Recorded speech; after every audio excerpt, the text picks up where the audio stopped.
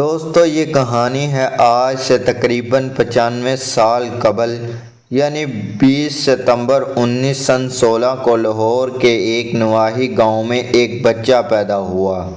4 بہن بھائیوں میں سب سے چھوٹا تھا۔ پورا گاؤں ان پڑھ مگر اسے پڑھنے کا بہت شوق تھا۔ اس کے گاؤں میں کوئی سکول نہ تھا، لہذا یہ 1.5 میل دور دوسرے گاؤں پڑھنے جاتا۔ رستے میں ایک برساتی نالے سے اسے گزرنا پڑتا۔ 6ٹھی جماعت پاس کرنے کے بعد وہ 8 میل دور دوسرے گاؤں میں تعلیم حاصل کرنے جاتا۔ اس نے مڈل کا امتحان امتیازی نمبروں سے پاس کیا اور وظیفہ حاصل کیا۔ مزید تعلیم حاصل کرنے لاہور آیا۔ یہاں اس نے سینٹرل مڈل اسکول میں داخلہ لیا۔ اس کا گاؤں شہر سے تقریباً 13 کلومیٹر دور۔ غریب ہونے کی وجہ سے اسے تعلیم جاری رکھنا مشکل تھی، مگر اس نے مشکل حالات کے سامنے ہتھیار نہ پھینکے بلکہ ان حالات کا مقابلہ کرنے کی ٹھانی۔ اس نے تہیہ کیا کہ وہ گاؤں سے دودھ لے کر شہر میں بیچے گا اور اپنی تعلیم جاری رکھے گا۔ چنانچہ وہ صبح منہ اندھیرے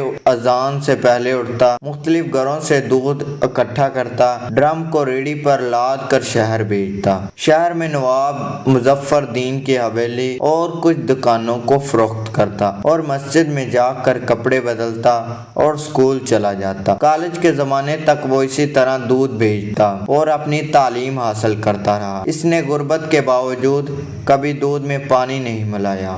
بچپن میں اس کے پاس سکول کے جوتے نہ تھے۔ سکول کے لیے جوتے بہت ضروری تھے۔ جیسے تیسے کر کے اس نے کچھ پیسے جمع کر کے اپنے لیے جوتے خریدے۔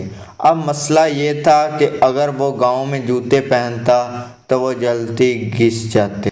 چنانچہ وہ گاؤں سے سکول کی دیسی جوتی پہن کر آتا اور شہر میں جہاں دودھ کا برتن رکھتا وہاں اپنے جوتے کپڑے میں لپیٹ کر رکھ دیتا اور سکول کے جوتے پہن کر سکول چلا جاتا۔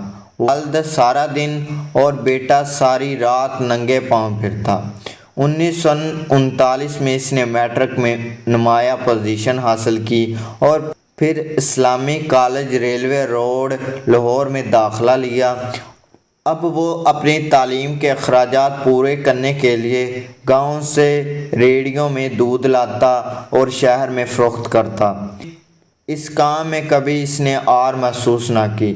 فرسٹ ایئر میں اس کے پاس کوٹ نہ تھا اور کلاس میں کوٹ پہننا لازمی تھا، چنانچہ اسے کلاس سے نکال کر غیر حاضر لگا دی جاتی۔ اس معاملے کا علم اساتذہ کو ہوا تو انہوں نے اس ذہین طالب علم کی مدد کی۔ نوجوان کو پڑھنے کا شوق تھا۔ 1939 میں اس نے BA کیا۔ یہ اپنے علاقے میں واحد گریجویٹ تھا۔ یہ نوجوان اس دوران جان چکا تھا کہ دنیا میں کوئی بھی کام آسانی سے سر انجام نہیں دیا جا سکتا۔ دوستو معاشی دباؤ کے تحت BA کے بعد اس نے باٹا پور کمپنی میں کلرک کی نوکری حاصل کر لی۔ کیونکہ اس کا مقصد قانون پڑھنا تھا، لہذا کچھ عرصے بعد کلرک کی نوکری چھوڑ کر قانون کی تعلیم حاصل کرنے لگا اور 1946 میں LLB کا امتحان پاس کیا۔ 1950 سے باقاعدہ پریکٹس شروع کر دی۔ اس پر خدمت خلق اور آگے بڑھنے کا بوجھ سوار ہوا۔ اس نے لوگوں کی مدد سے اپنے علاقے میں کئی تعلیمی ادارے قائم کیے۔ اس جذبات کے تحت 1965 میں مغربی پاکستان نے اسمبلی کا الیکشن لڑا اور کامیاب ہوا۔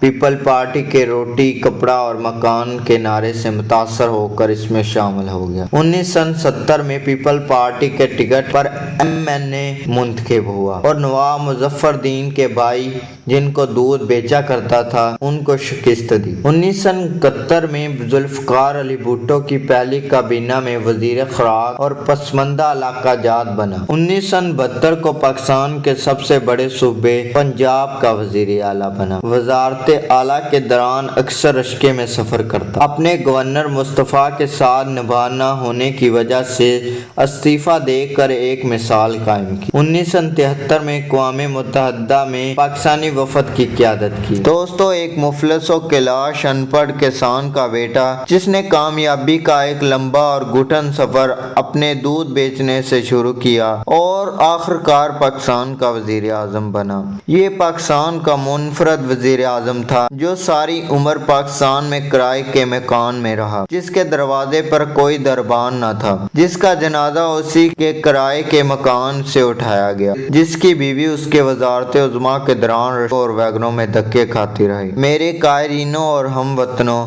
ملک مراج خالد تحریک کی ایک حساس شخصیت تھے۔ آج 23 جون 2023 کو اس دنیا فانی سے رخصت ہو گئے۔